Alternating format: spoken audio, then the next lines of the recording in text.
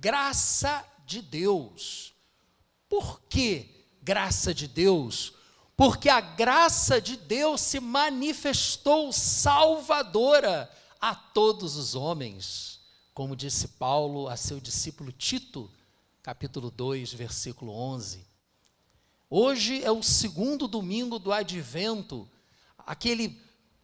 aquela preparação da igreja para a comemoração da primeira vinda de Jesus, quando Deus se fez carne e habitou graciosamente entre nós. A graça de Deus encarnou. Ela veio primeiro sobre Maria, como vimos na semana passada, e hoje veremos como a graça de Deus veio sobre o povo da promessa. E veremos como isso nos afeta no dia de hoje. Então, Lucas capítulo 2, leremos do versículo 1 ao 20. Quem esteve aqui pela manhã ouviu essa mesma leitura da boca das crianças que cantaram, né, e da narradora também, que cantaram sobre esse momento em que a graça de Deus veio sobre o povo da promessa. Naqueles dias, César Augusto publicou um decreto ordenando o recenseamento de todo o Império Romano. Esse foi o primeiro recenseamento feito quando Quirino era governador da Síria. E todos iam para a sua cidade natal a fim de alistar-se. Assim, José também foi da cidade de Nazaré da Galileia para a Judéia, para Belém, cidade de Davi, porque pertencia à casa e à linhagem de Davi. Ele foi a fim de alistar-se com Maria, que lhe estava prometida em casamento, mas já esperava um filho. Enquanto estavam lá, chegou o tempo de nascer o bebê, e ela deu à luz o seu primogênito. Envolveu-o em panos e o colocou numa manjedoura, porque não havia lugar para eles na hospedaria. Havia pastores que estavam nos campos próximos e durante a noite tomavam conta dos seus rebanhos. E aconteceu que um anjo do Senhor apareceu-lhes e a glória do Senhor resplandeceu ao redor deles e ficaram aterrorizados.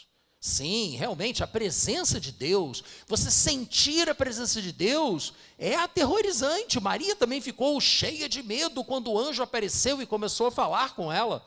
É natural isso.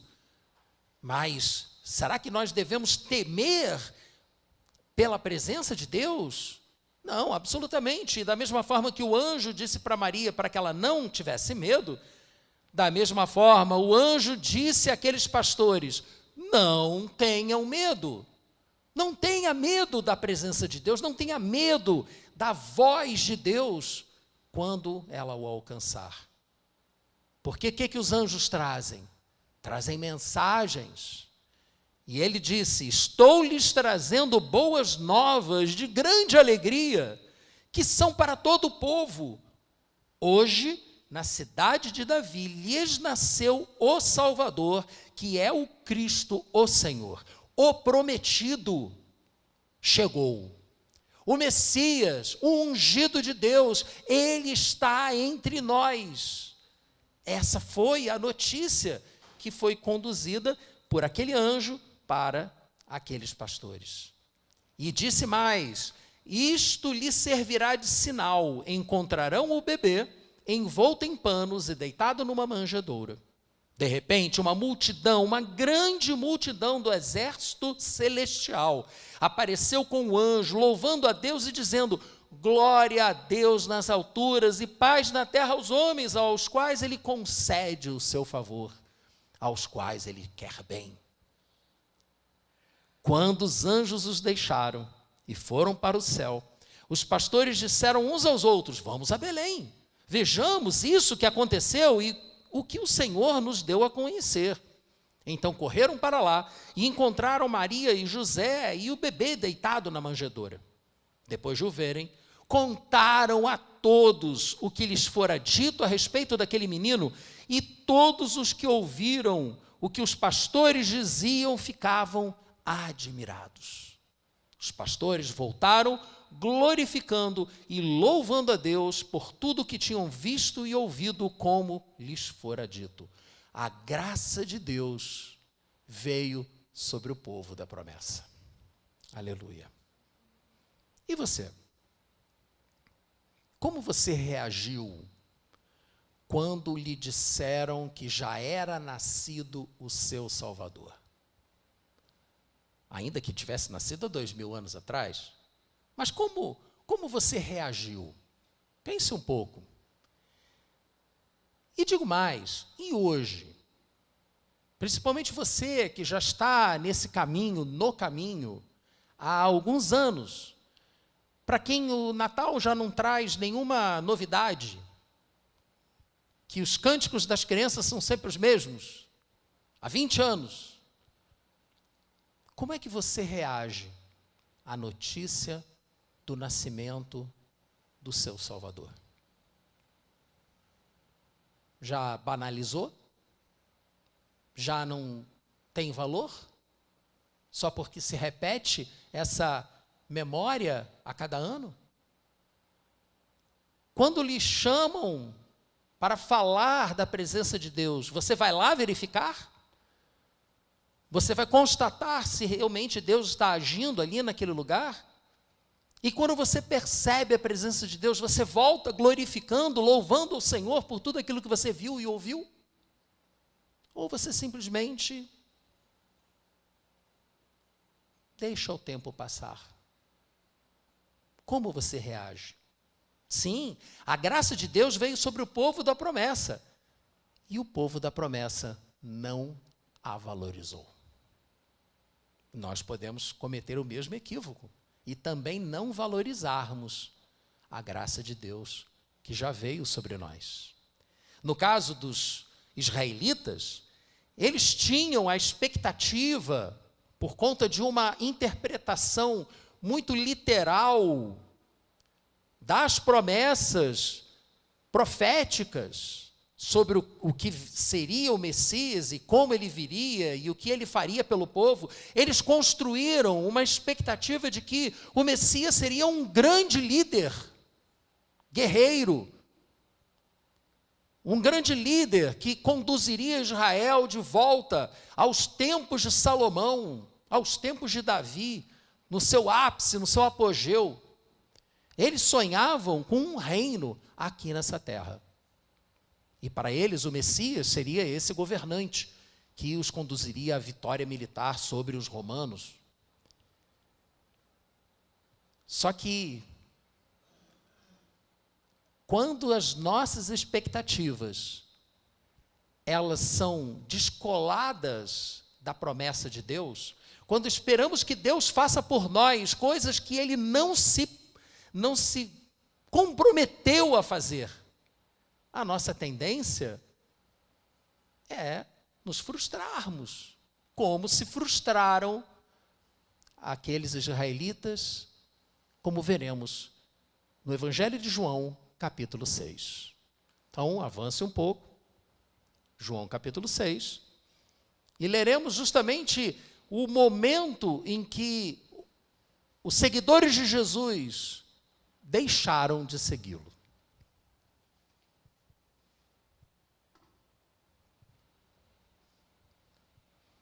Contextualizando, esse momento aqui do Evangelho, ele é logo depois da primeira multiplicação dos pães. Jesus estava ensinando às margens do Mar da Galileia, a uma multidão de pessoas. O dia já estava acabando, não tinha como aquelas pessoas conseguirem alimento nas proximidades, então Jesus foi lá e multiplicou pães e peixes, e todos comeram a fartar. E sobrou, e sobejou depois da distribuição dos alimentos. A noite veio, e Jesus determinou aos seus discípulos que entrassem num barco e atravessassem para o outro lado do Mar da Galileia, enquanto ele ficou para trás para orar. E aí, eu imagino que todos aqui devem já conhecer essa história. No meio da travessia, Jesus foi ao encontro deles, dos seus discípulos, andando sobre as águas. houve toda uma interação ali naquele momento, que não vem ao caso agora, e eles chegaram juntos ao amanhecer do outro lado do mar. Mas lá já estavam a esperá-los uma multidão de pessoas. Por que será? Versículo 25. Quando o encontraram do outro lado do mar, perguntaram-lhe: Mestre, quando chegaste aqui? E Jesus lhes respondeu: a verdade é que vocês estão me procurando, não porque viram os sinais miraculosos, mas porque comeram os pães e ficaram satisfeitos. Jesus sabe muito bem qual é a sua motivação. Mas a minha pergunta é: você sabe qual é a sua motivação? O que te motiva a buscar Jesus? A sair correndo, dando a volta em torno do mar para ir encontrar com ele lá do outro lado? Qual é a sua motivação? Jesus claramente percebeu que a motivação daquelas pessoas não era por ele, mas era pelo que ele poderia lhes dar. E nós somos tão seres humanos quanto eles, e podemos incorrer nos mesmos erros que eles, e podemos criar expectativas falsas. Ele então respondeu a isso. Versículo 27. Não trabalhem pela comida que se estraga, mas pela comida que permanece para a vida eterna, a qual o Filho do Homem lhes dará. Deus, o Pai, nele colocou o seu selo de aprovação. Jesus é a única pessoa que eu aceito que fale de si mesmo na terceira pessoa, né? Jesus está falando dele como se fosse uma terceira pessoa. Deus, o Pai, nele quem? Nele Jesus, ele está falando dele mesmo. Nele colocou o seu selo de aprovação, o Filho do Homem. Então lhe perguntaram: o que precisamos fazer para realizar as obras que Deus requer? E Jesus lhes respondeu: a obra de Deus é esta, crer naquele que ele enviou. A obra da salvação é crer. 1500 anos depois, Lutero disse: a salvação é pela fé, é pela graça, a graça que encarnou em Jesus, e a fé na encarnação. É exatamente o que Jesus está dizendo aqui. As obras que vocês têm que fazer para a salvação é crer. Basta crer. Crer no quê?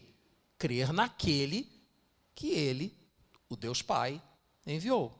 Ou seja, em Jesus. Mas eles continuaram, perguntaram novamente: qual sinal miraculoso mostrarás para que o vejamos e creiamos em ti?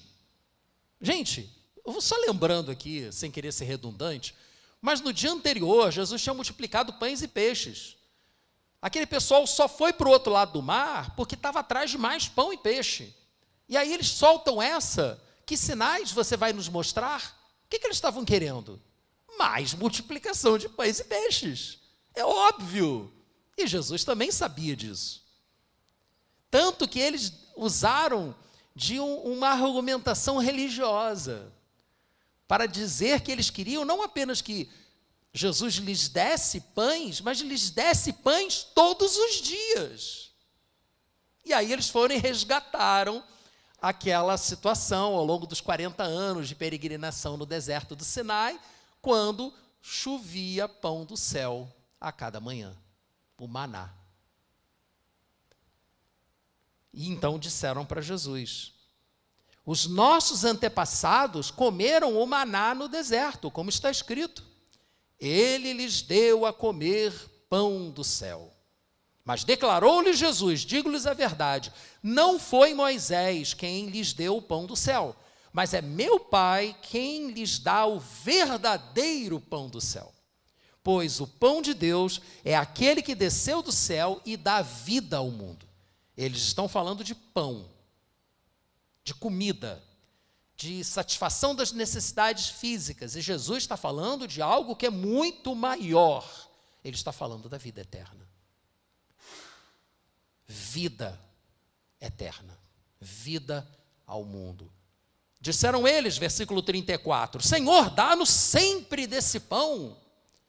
E então Jesus declarou, eu sou o pão da vida.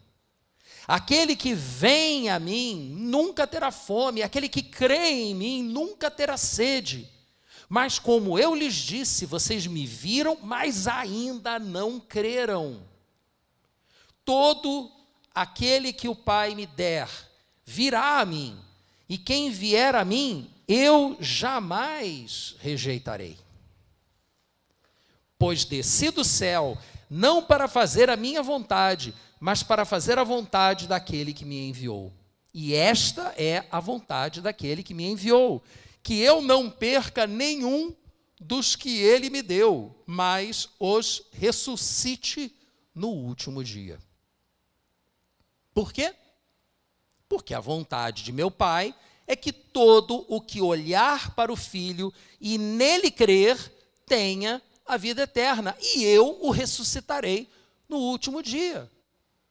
Essa que era a verdadeira promessa que os profetas apresentavam. Essa era a promessa associada à vinda do Messias. Vida eterna. Na presença de Deus. Deus conosco, o Emanuel, o Deus conosco. Essa era a promessa. Mas não era o que o povo queria. Não era isso que o povo queria. Versículo 41. Com isso, os judeus começaram a criticar Jesus. Não gostaram do que ouviram. E começaram a criticá-lo. Porque dissera, eu sou o pão que desceu do céu. E diziam, esse não é Jesus, filho de José? Não conhecemos seu pai e sua mãe? Como ele pode dizer, desci do céu? Pô, eu conheci esse moleque andando pela rua, lá na cidade, lá em Nazaré. Chutei ele várias vezes lá para sair da minha frente. É que esse cara que chega aqui agora dizendo que é filho de Deus? Não acredito nisso. Não é à toa que o único lugar onde Jesus praticamente não realizou nenhum milagre foi exatamente na cidade natal dele, Nazaré. E ele disse, o profeta não tem honra nem na sua própria casa. E aí, vejam, onde não há fé, não há milagres. Sem fé é impossível agradar a Deus. Como disse o autor da carta aos Hebreus, pois é necessário que creiamos na existência de Deus e que também creiamos que Ele tem prazer em abençoar aqueles que o buscam. Está lá. Precisamos crer que Ele existe e crer que Ele quer nos abençoar. E então o milagre acontece. Antes não. Respondeu Jesus a essas críticas, versículo 43. Parem de fazer-me críticas. Ninguém pode vir a mim se o Pai que me enviou não o atrair. E eu o ressuscitarei no último dia. Está escrito nos profetas, todos serão ensinados por Deus. Todos os que ouvem o Pai e dele aprendem, vêm a mim. Ninguém viu o Pai, a não ser aquele que vem de Deus. Somente ele viu ao Pai. E asseguro-lhes que aquele que crê em mim tem a vida eterna. E então ele repete a afirmação no versículo 48. Eu sou o pão da vida. Jesus é o pão da vida. Você crê nisso? Amém. E Jesus continuou dizendo, os seus antepassados comeram o maná do deserto, mas morreram. Vocês estão aqui me procurando, querendo o pão a cada dia, um pão que perece, um pão que estraga, um pão que não dá vida eterna. Satisfaz uma necessidade imediata, mas não satisfaz uma necessidade eterna. Vocês estão fora de foco, suas expectativas estão erradas. E Jesus, então, continuou. Aqui está o pão que desce do céu, para que não morra quem dele comer. Eu sou o pão vivo que desceu do céu. Se alguém comer deste pão, viverá para sempre. Este pão é a minha carne, que eu darei pela vida do mundo. Então os judeus começaram a discutir exaltadamente entre si, como esse homem pode nos oferecer a sua carne para comermos. Lógico, eles estavam levando a afirmação de Jesus para o lado literal. Como se Jesus estivesse dizendo para eles fazerem um ritual canibalístico. E que ele iria se cortar aos pedaços para que eles comessem. Iria escoar seu sangue para que eles bebessem. Jesus estava falando em metáforas. Ele estava usando uma figura de linguagem. Comer a carne de Jesus é se alimentar da palavra de Deus, porque Jesus é a palavra. Não é isso que está lá em João capítulo 1? Ele era o verbo, a palavra, a expressão de Deus. Estava com Deus e era Deus, mas se fez carne e encarnou. E depois, como também costumamos repetir aqui todo primeiro domingo do mês, na última ceia de Jesus com seus discípulos, a ceia da Páscoa, ele pegou um pão, partiu o pão, entregou o pão na mão de cada um e disse: comam, este pão é a minha carne. É uma representação metafórica, não é literal. Na doutrina católica, por conta dessa passagem aqui, eles creem que literalmente o pão se transforma na carne de Jesus. A hóstia se transforma na carne de Jesus. E que o vinho com água se transforma no sangue de Jesus. Transubstanciação. Não é isso que Jesus está falando. E justamente o equívoco da interpretação daqueles seus seguidores é o mesmo equívoco de quem acha que o pão vira carne e o vinho vira sangue. É a literalidade. Quando Jesus, no Sermão do Monte, disse: se teu olho direito te faz pecar, arranca-o fora. Se tua mão direita te faz pecar, corta-a fora. Ele não estava falando de forma literal. Certamente não. Quantas pessoas aí sem olho você conhece? Ninguém faz isso. Isso aqui é uma afirmação espiritual que precisa ser compreendida de forma espiritual e não de forma material, literal. Aqueles seguidores de Jesus não entenderam. Até porque Jesus, ele ainda reforçou. Vejam, ele disse, repetindo o versículo 53, se vocês não comerem a carne do Filho do Homem e não beberem o seu sangue, não terão vida em si mesmos. Todo o que come a minha carne e bebe o meu sangue tem a vida eterna, e eu o ressuscitarei no último dia, pois a minha carne é verdadeira comida e meu sangue é verdadeira bebida. Todo o que come a minha carne e bebe o meu sangue permanece em mim e eu nele. Se você tomar isso aqui como uma afirmação literal, realmente precisamos participar a cada domingo de um ritual antropofágico. Mas não é isso que Jesus está falando. E aí no versículo 57 ele disse: da mesma forma como o Pai que vive me enviou e eu vivo por causa do Pai. Olha só a comparação, vejam como é uma comparação. Da mesma forma como o Pai que vive, ele vive lá no céu, me enviou e eu vivo por causa do Pai. Porque o Pai está em mim, porque o Pai está em mim, eu estou aqui diante de vocês. E aí ele diz, dessa mesma forma, aquele que se alimenta de mim, aquele que se enche da minha presença, viverá por minha causa. Este é o pão que desceu do céu. Os antepassados de vocês comeram o maná que vocês estão pedindo aqui para mim e morreram. Mas aquele que se alimenta deste pão viverá para sempre. Ele disse isso quando ensinava na sinagoga de Cafarnaum. E ao ouvirem isso, muitos dos seus discípulos disseram: dura é essa palavra. Quem consegue ouvi-la? E aí, no versículo 66, vemos a conclusão do que estava acontecendo. Do que aconteceu com a maior parte do povo da promessa, sobre quem a graça de Deus veio em forma humana.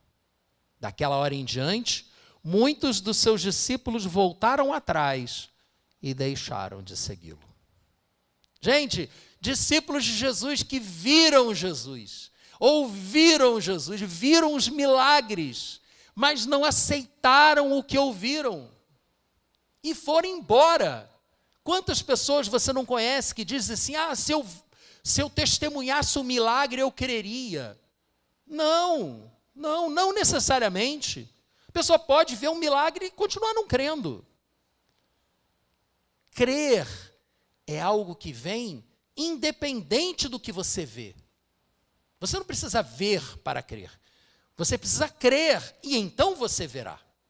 É o contrário. E aí eu lhe pergunto, tendo em vista a reação negativa de muitos discípulos de Jesus, muitos seguidores de Jesus, nós aqui nos identificamos como discípulos de Jesus, não é verdade? Nós aqui nos identificamos como seguidores de Jesus, certo? Então isso vale para nós. Hoje nós somos o povo da promessa. Hoje nós somos parte do povo escolhido, dos eleitos, aqueles que foram chamados segundo a presciência de Deus. Então isso vale para nós também. Como você reage quando as suas expectativas são frustradas perante Deus? Você se afasta? Eu conheço tanta gente que está afastado da igreja. Não, mas se afastaram da igreja, mas não se afastaram de Deus. Não, normalmente se afastam de Deus também. É verdade, você não precisa da igreja para andar com Deus. Mas você precisa da igreja para servir a Deus. Porque não tem como você servir a Deus que você não vê. Você serve aos filhos de Deus a quem você vê. E é no serviço, na colocação dos seus dons e talentos a serviço do corpo, é que você se realiza como pessoa. Porque você foi criado para isso. Como membros de um mesmo corpo, cada um deles exercitando os seus dons e talentos para que o corpo edifique-se a si mesmo. A gente existe para isso. E se a gente não cumpre o nosso chamado, a gente vive frustrado. Como você reage? Você se afasta do Senhor? Você deixa de ler a Bíblia? Você deixa de orar? Cuidado! Aqueles homens andaram com Jesus e mesmo assim se afastaram. A graça de Deus, sim, veio sobre o povo da promessa, mas eles não a aceitaram. Eles não quiseram, não gostaram do que ouviram, suas expectativas foram frustradas. E porque a maior parte deles não quis receber Jesus, a graça encarnada de Deus, como o Messias prometido, como o Filho de Deus, aí a salvação do Senhor, a promessa foi estendida aos de fora, aos que não faziam parte do povo da promessa, o povo escolhido por Deus para ser a raiz de onde viria a pessoa física, humana de Jesus. Deus escolheu Abraão. De você eu farei uma grande nação. De você, a partir do seu fruto, todas as nações da terra serão abençoadas. Mas naquele momento ninguém conseguia compreender o que ele queria dizer com isso. Agora nós podemos compreender. E João capítulo 1, abra lá em João capítulo 1, versículos 11 e 13, nós vemos exatamente essa promessa explicitada no texto bíblico. Ele era a palavra, ele era o verbo de Deus. Ele estava com Deus, ele era Deus. Ele veio para o que era seu, mas os seus não o receberam.